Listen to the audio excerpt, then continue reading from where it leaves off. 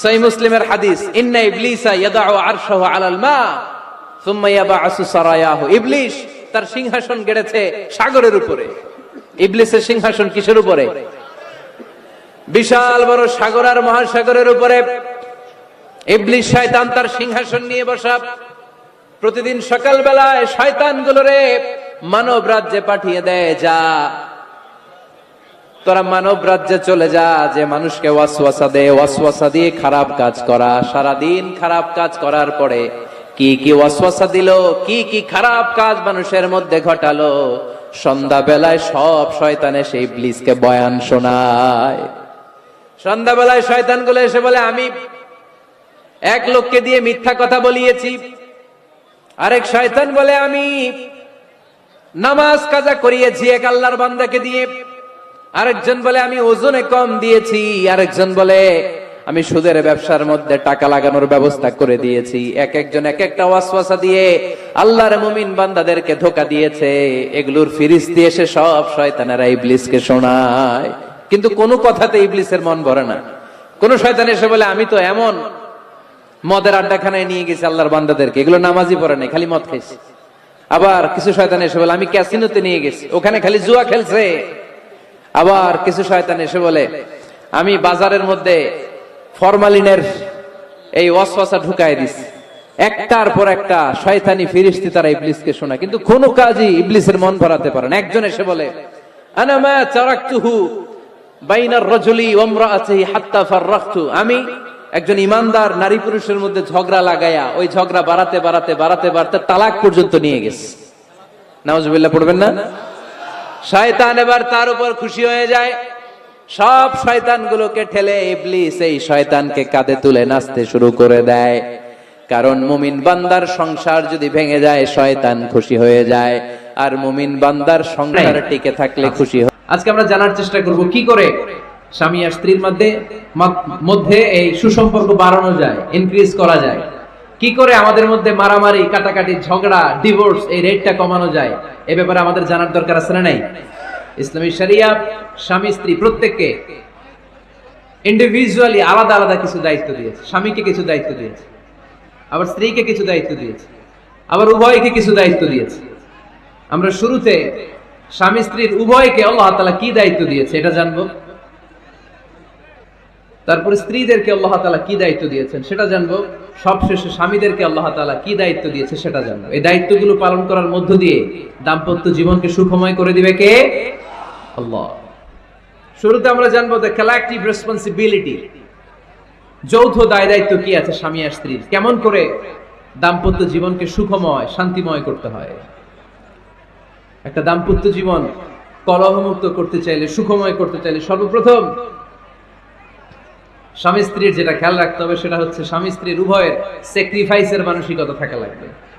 Sacrifice, আওয়াজ করে আমার সাথে সাথে বলেন, স্যাক্রিফাইস। এই স্যাক্রিফাইস ছাড়া দাম্পত্য জীবন টিকবে? দুইজনেই যদি ঝগড়া করে, দুইজনেই যদি রেগে যায়, ঝামেলা আছে না নাই? স্বামী রেগে গেলে স্ত্রীকে থেমে যেতে হয়, আবার স্ত্রী রেগে গেলে স্বামীকে থেমে যেতে হয়। স্বামীও যদি রেগে যায়, স্ত্রীও যদি রেগে যায়, তাহলে তৃতীয় বিশ্বযুদ্ধ বেঁধে যাবে, ঠিক কি না? এই জন্য রেগে গেলেন তো হেরে গেলেন, রাগা যাবে না। স্বামী যদি রেগে যায়, স্ত্রী থেমে যেতে হবে। স্ত্রী যদি রেগে যায়, স্বামী থেমে যেতে হবে। এটাই দাম্পত্য জীবনের সুখ আর সমৃদ্ধির মূল ফর্মুলা। স্যাক্রিফাইস করতে হবে। এর কারণ আপনি যদি দোষ খুঁজতে শুরু করেন, দোষ ছাড়া পৃথিবীতে মানুষ নাই, ঠিক কি না? No one is perfect in this world. এই পৃথিবীতে কেউই পারফেক্ট না। আপনি যে আপনার স্ত্রীর দোষ খোঁজেন, আপনারও দোষ আছে না নাই? আবার ভাবি যদি আপনার খালি দোষ খোঁজে, ভাবিরও দোষ আছে না নাই? না। এজন্য দোষ খুঁজবেন না, স্যাক্রিফাইস করেন, একটু মানিয়ে নিন। দাম্পত্য জীবনটা এরকমই, একটু ছাড় দিতে হয়, একটু মানিয়ে নিতে হয়। দাম্পত্য জীবনে কখনো মন খারাপ, কখনো মন ভালো, কখনো রোদ, কখনো বৃষ্টি, এই নিয়েই দাম্পত্য জীবন, ঠিক কিনা? তাহলে দাম্পত্য জীবনে যদি আমরা সুখ পেতে চাই, সকল নবদম্পতিকে বলবো একটু ছাড় দেওয়ার মানসিকতা বিল্ড আপ করেন। একটু মানিয়ে নেন, একটু মানিয়ে নেন, একটু ছাড় দেন, একটু মিলেমিশে চলেন। এক স্যাক্রিফাইস আমাদের জীবনটারে, আমাদের দাম্পত্য জীবনটাকে একটা জান্নাতি দাম্পত্য জীবন বানায় দিবে, ঠিক কিনা? দাম্পত্য জীবনকে সুখী করার 2 নাম্বার ফর্মুলা হচ্ছে ঝগড়া করা যাবে না। আপনারা ঝগড়া করেন নাকি? হ্যাঁ, বউয়ের সাথে ঝগড়া করেন না এরকম বিবাহিত পুরুষ কে কে আছেন দেখি এখানে? হাত তুলছে অনেকে, বিশ্বাস হয় আপনাদের? হ্যাঁ, অনেক ঝগড়া। হ্যাঁ, আচ্ছা, মেয়েরা বেশি করে? না না, এই মহিলা প্যান্ডেল আছে এদিকে, এদেরকে জিজ্ঞেস করলে বলবে সব দোষ আপনাদের, আর আপনারা দোষ দিচ্ছেন এদের। তো ঝগড়া করবেন না মেহরবানি করে, সম্মানিত ভাইরা, ঝগড়া করবেন না। কারণ এই ঝগড়া থেকে, সামান্য ঝগড়া থেকে অনেক সময় বিচ্ছেদের দিকে চলে যায় সম্পর্ক। ছোট্ট ঝগড়া থেকে যেতে যেতে ঝগড়া বাড়তে বাড়তে ডিভোর্সের দিকে গড়া, এরকম আছে না? নাই না। সামান্য ঝগড়া যদি বেঁধে যায়, শয়তান এটার মধ্যে বাতাস দেয়, এটারে বাড়াতে বাড়াতে শয়তান অনেক বড় করে। ইমানদারদের পরিবার ভেঙে গেলে শয়তান খুশি, আর ইমানদারদের পরিবার টিকে থাকলে আমার আল্লাহ খুশি। আমরা কার খুশি চাই? জোরে বলতে হবে, খুশি চাই কার? শয়তান সব সময় চায় ইমানদারদের ফ্যামিলি ভেঙে দিতে। Always he tries his level best to break down the relationship of a mu'min family. একজন ইমানদারের ফ্যামিলি কি করে ব্রেক ডাউন করে দেয়া যায়? যেন ঝগড়াই করবো না আমরা। আপনি ঝগড়া করলে ভাবি যেন ঠান্ডা থাকে, ভাবি ঝগড়া শুরু করলে আপনি ঠান্ডা থাকবেন। ঝগড়া করা যাবে না, কিন্তু ঝগড়া হয়ে যায় ফ্যামিলিতে, এটাকে চেক দিতে হবে। ঝগড়া নিয়ে অনেক মজার মজার গল্প আছে, একটা গল্প দিয়ে আজকে শুরু করি। এক লোক মাহফিল শেষ করে 11টার দিকে বাসায় ফিরেছে। তো বাসায় ঢোকার আগে তার ওয়াইফকে ফোন দিয়েছে, ফোন দিয়ে বলতেছে, এই মাহফিল শেষ, আমি কিন্তু বাসায় চলে আসতেছি, শুরু করার আগে তাড়াতাড়ি দরজাটা খুলো। তো স্ত্রী আবার রাতের খাবার স্বামীকে ছাড়া খায় না, তো স্ত্রী দরজা খুলে দাঁড়ায় আছে, স্বামী বেচারা আসছে। আসার পরে স্ত্রীকে বলতেছে, এই শুরু করার আগে রাতের খাবার দিয়ে দাও, খেয়ে নেই।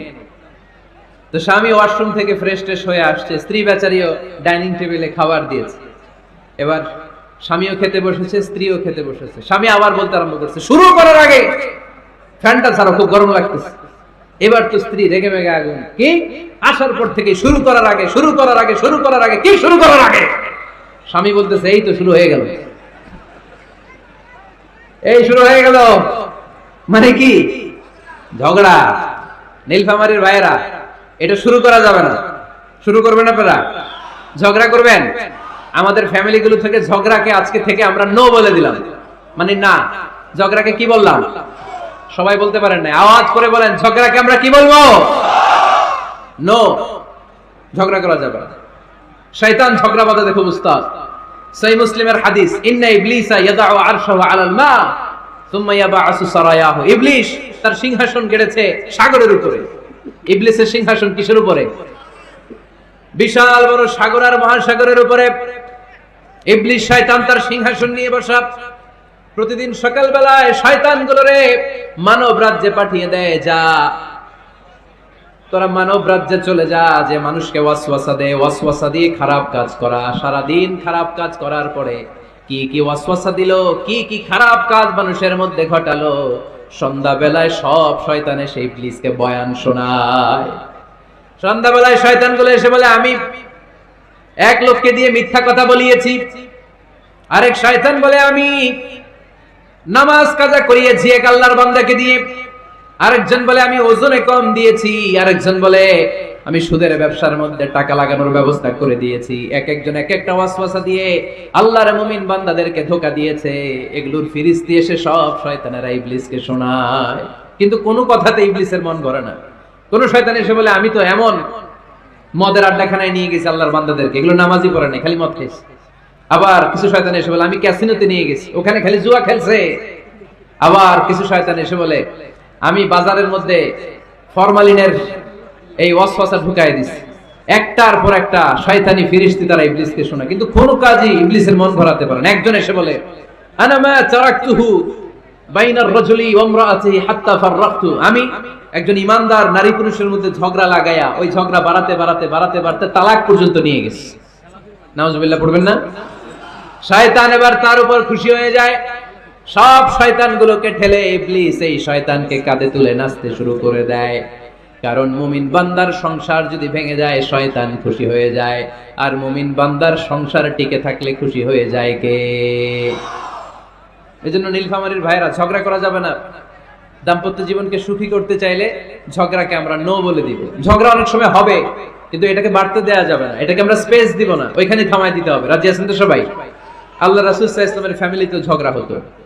আম্মা জান আয়েশা রাদিয়াল্লাহু তাআলা আনহার সাথে আল্লাহ রাসূল সাল্লাল্লাহু আলাইহি ওয়াসাল্লামের ঝগড়া হতো, হাদিসে পাওয়া যায়, কিন্তু এগুলো ছিল মধুর ঝগড়া, সুন্দর ঝগড়া। সুবহানাল্লাহ পড়েন।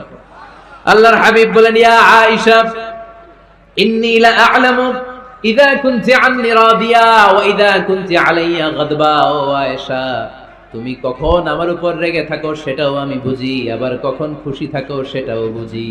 আম্মা জান আয়েশা বললেন, ইয়া রাসূলুল্লাহ, ইয়া হাবিবাল্লাহ, কেমন করে আপনি বুঝেন যে আমি আপনার উপর রেগে আছি, আবার কেমন করে আপনি বুঝেন আমি আপনার উপর সন্তুষ্ট আছি? বিশ্বনবী বললেন, আয়েশা, তুমি যখন আমার উপরে খুশি থাকো, আমার উপর যখন তুমি রাজি থাকো, তখন তুমি দোয়ার সময় এইভাবে দোয়া করো, ওয়া রব্বি মুহাম্মাদ, মুহাম্মাদের রব, আপনি আমাদের সব গুনাহগুলো মাফ করে দেন। আর যখন তুমি আমার উপর রেগে থাকো, তখন তুমি আমার নামটা মুখ দিয়ে উচ্চারণ করো না। ও আয়েশা, তখন তুমি দোয়ার সময় বলতে থাকো, ওয়া রব্বি ইব্রাহিম, ইব্রাহিমের রব, আপনি আমাদের সব গুনাহগুলো মাফ করে দেন। যখন তুমি খুশি তখন আমার নামটা মুখে নাও, যখন তুমি আমার উপর রেগে থাকো তখন তুমি আমার নামটা মুখে নিতে চাও না। আম্মা জান আয়েশা বললেন, ইয়া রাসূলুল্লাহ, ইয়া হাবিবাল্লাহ, মা আহজুরু ইল্লা ইসমাক, আমি শুধু আমার মুখ থেকে আপনার নামটারে সরায় রাখি, আমার হৃদয় থেকে কোনোদিন আপনারে সরাতে পারি না। মা আহজুরু ইল্লা ইসমাক, নবী হে, আমি তো শুধু মুখ থেকে আপনার নামটারে বাদ দেই, আমার হৃদয় থেকে তো আপনারে বাদ দিতে পারি না। আমার হৃদয় পুরোটা জুড়ে শুধু আপনি আর আপনি। চিল্লায় পড়েন আল্লাহু আকবার। তার মানে আম্মা জান আয়েশাও আল্লাহ রাসূল সাল্লাল্লাহু আলাইহি ওয়াসাল্লামের উপর রেগে থাকতেন মাঝে মাঝে, বিশ্বনবী মাঝে মাঝে রাগ করতেন। একবার খুব বেশি রাগারাগি হয়ে গেল, অনেক ঝগড়া হয়ে গেল। এবার আল্লাহ রাসূল সাল্লাল্লাহু আলাইহি ওয়াসাল্লাম খেয়াল করলেন না, এত ঝগড়া তো করা ঠিক হবে না। তখন আল্লাহর হাবিব সাল্লাল্লাহু আলাইহি ওয়াসাল্লাম বললেন, আয়েশা, চলো মিটমাট করি। কি করি? হ্যাঁ, মিউচুয়াল করি না, মিটমাট। এই যে ঝগড়া লাগলে আবার যে মিলায় দেয়, এটা কি বলেন আপনারা নীলফামারীতে? মিটমাট। আল্লাহর হাবিব সাল্লাল্লাহু আলাইহি ওয়াসাল্লাম বলেন, আয়েশা, চলো আমরা মিটমাট করি, আমরা আর ঝগড়া না করি। আম্মা জান আয়েশা বলেন, ঠিক আছে, চলেন মিটমাট করি। বিষ্ণু বলেন, ঠিক আছে, একজনকে নিয়ে আসি যে দুজনের মাঝে মিটমাট করাই দিবে। কারে নিয়ে আসবো? ওমরে ফারুককে নিয়ে আসি। আম্মা জান আয়েশা বলেন, না, ওমরও গালিব, ওমরের মেজাজ গরম, আমার ভয় লাগে। সুবহানাল্লাহ পড়বেন না? বিষ্ণু বললেন, তাহলে তোমার আব্বারে নিয়ে আসি। কই, নিয়ে আসেন, আব্বারে খুব ভাল লাগে। বিষ্ণু বললেন, ঠিক আছে, তোমার কথাই রইলো, ওমরকে ডাকবো না, তোমার আব্বা আবু বকরকে নিয়ে আসবো। বিশ্বনবী মিটমাট করার জন্য সাইয়েদনা আবু বকর রাদিয়াল্লাহু তাআলা আনহুকে ডেকে নিয়ে আসলেন। সাইয়েদনা আবু বকর রাদিয়াল্লাহু তাআলা আনহু ঘরে ঢুকলেন। বিশ্বনবী বললেন, আয়েশা, আমার আর তোমার মাঝে কি নিয়ে ঝগড়া হয়েছে? কথাটা কি তুমি বলবা নাকি আমি বলবো? আম্মা জান আয়েশা বলেন, আপনিই বলেন, তবে মিথ্যা বললেন না, যা ঘটছে ওইটাই বললেন। ওয়ালা তাকুলিল্লাহ হাক্কান, যেটা সত্য ওইটাই বলবেন, অন্য কিছু বলবেন না। আবু বকর রাদিয়াল্লাহু তাআলা আনহু তো শুনে রেগে মেগে আগুন। কি এত বড় সাহস, বিশ্বনবীর সামনে দাঁড়িয়ে তুমি এভাবে কথা বলো? এই আদব শিক্ষা দিয়েছি তোমাকে আমি। রেগে গেলেন। বিশ্বনবী কি সত্য ছাড়া মিথ্যা কিছু বলবেন?